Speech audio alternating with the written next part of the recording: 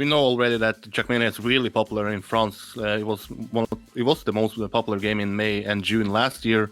But what audience or what markets are you targeting with this new Trackmania? You mentioned China already. Is that the main target, or is there a multiple targets here? There's multiple targets. I mean, there are additional targets in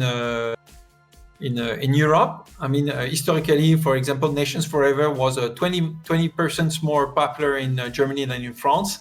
Or we said, like, for example, Poland was really popular as well, and other key countries over there. So we want to come back in this place as strong as possible, and also to go in good, interesting countries, such as Spain, or we historically were quite good in Nordic countries. These kind of places, really, really good.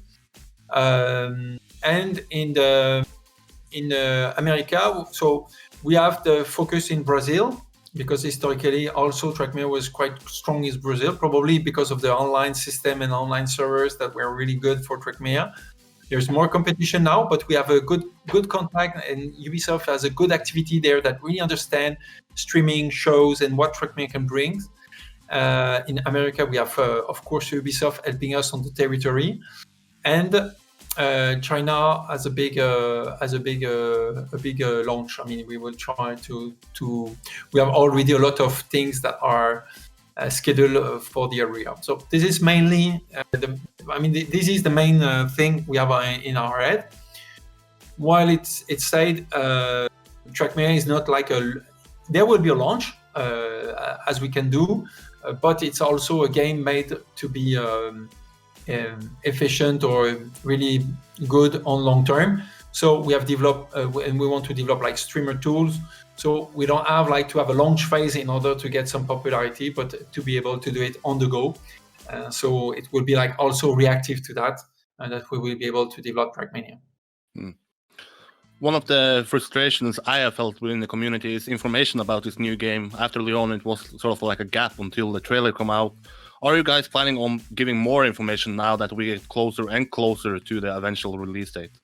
Yeah, it's some sort of a trend, like to communicate closer to release for games. Also for us, it's less demanding somehow, because you don't have like to have the assets prepared or things prepared.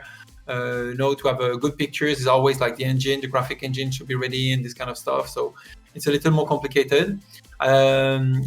From now, you have the previews that are ongoing.